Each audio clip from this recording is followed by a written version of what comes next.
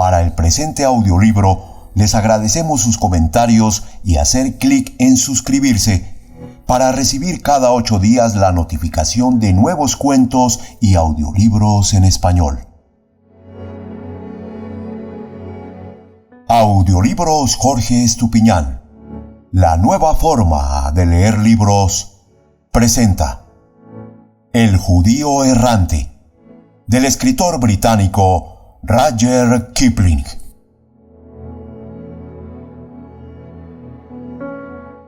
Si das una vuelta al mundo en dirección al oriente, ganas un día, le dijeron los hombres de ciencia a John Hay.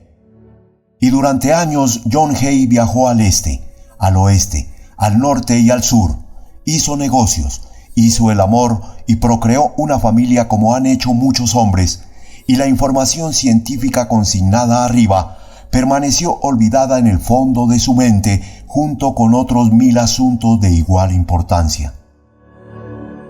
Cuando murió un pariente rico, se vio de pronto en posesión de una fortuna mucho mayor de lo que su carrera previa hubiera podido hacer suponer razonablemente, dado que había estado plagada de contrariedades y desgracias. Es más, mucho antes de que le llegara la herencia, ya existía en el cerebro de John Hay una pequeña nube, un oscurecimiento momentáneo del pensamiento que iba y venía antes de que llegara a darse cuenta de que existía alguna solución de continuidad. Lo mismo que los murciélagos que aletean en torno al alero de una casa para mostrar que están cayendo las sombras. Entró en posesión de grandes bienes, dinero, tierra, propiedades. Pero tras su alegría se irguió un fantasma que le gritaba que su disfrute de aquellos bienes no iba a ser de larga duración. Era el fantasma del pariente rico al que se le había permitido retornar a la tierra para torturar al sobrino hasta la tumba.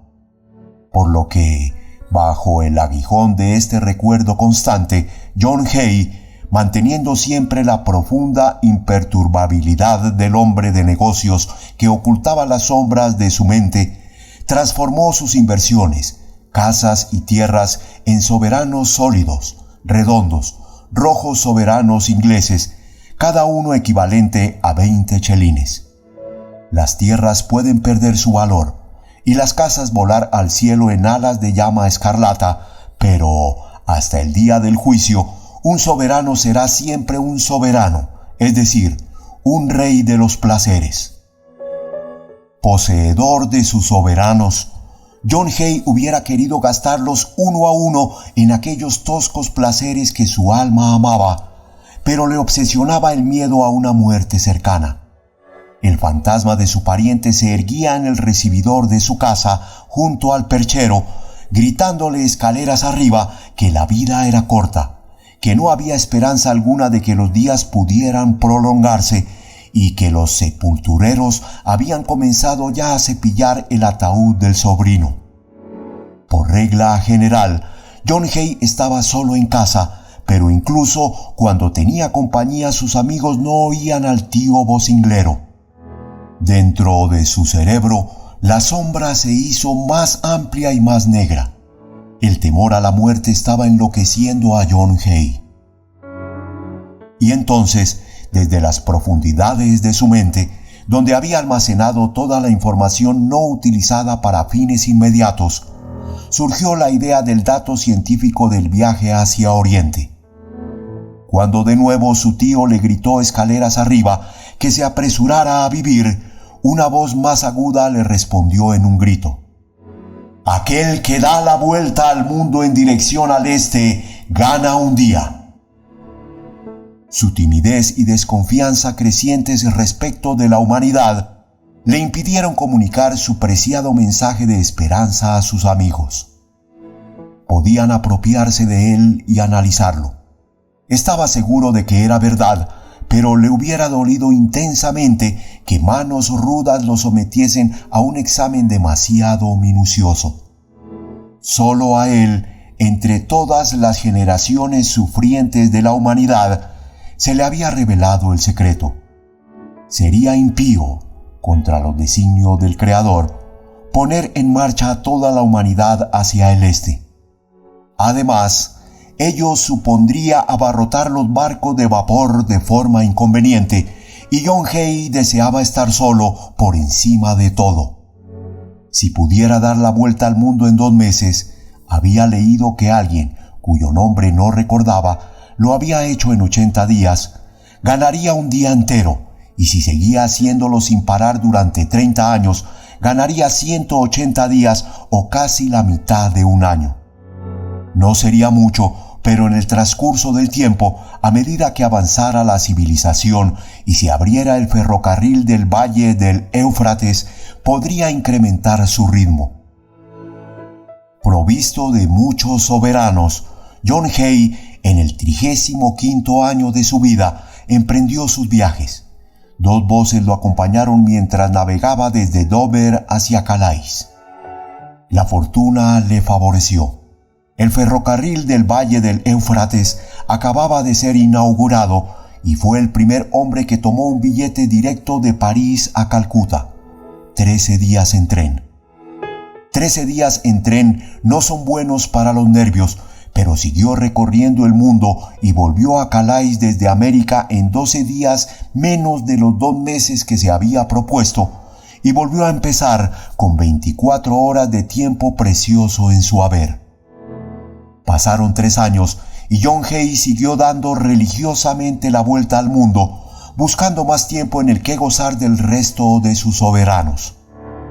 Llegó a ser conocido en muchas líneas transatlánticas como el hombre que siempre quería seguir adelante. Cuando la gente le preguntaba qué hacía, contestaba: «Soy la persona que tiene el firme propósito de vivir para siempre y estoy tratando de llevarlo a la práctica».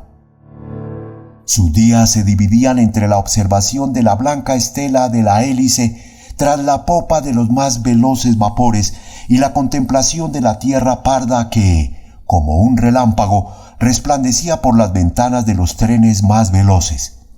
Y en un cuaderno anotaba cada minuto que había arrancado o sustraído a la implacable eternidad. «Esto es mejor que rezar por una larga vida», decía John Hay mientras volvía su rostro hacia Oriente. El paso de los años le había ayudado más de lo que había imaginado.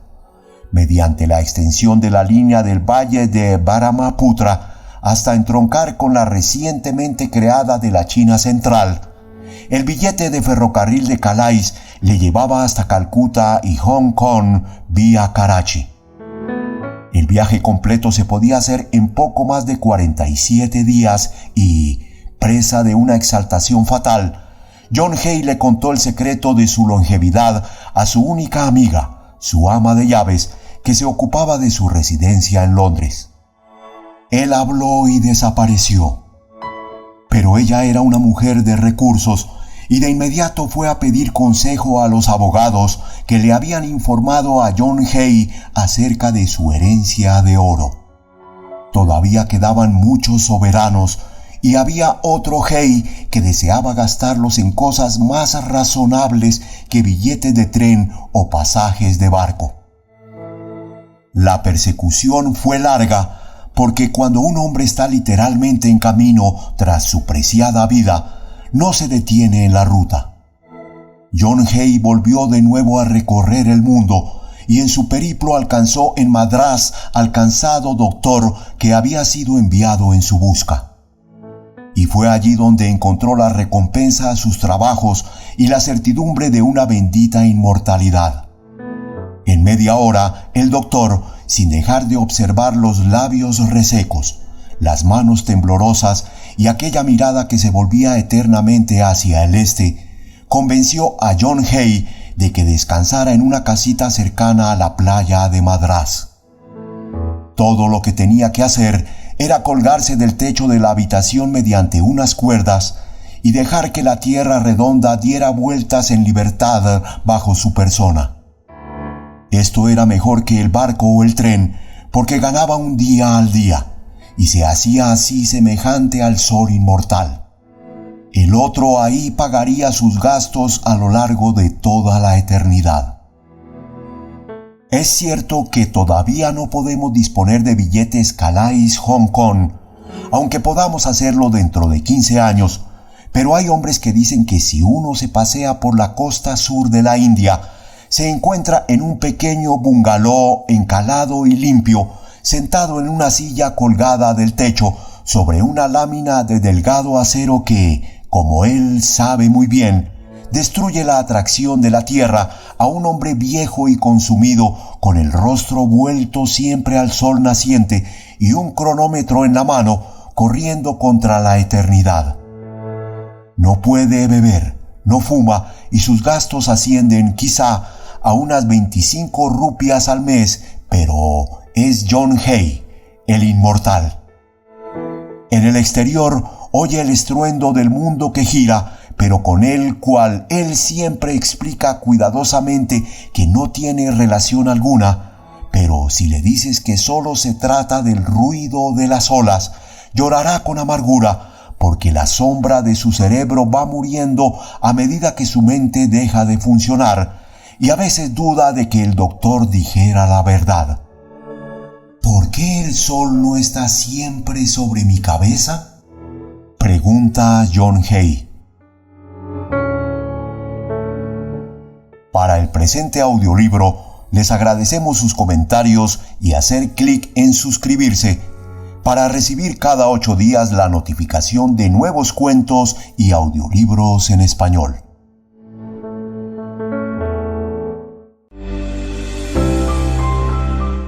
Audiolibros Jorge Estupiñán.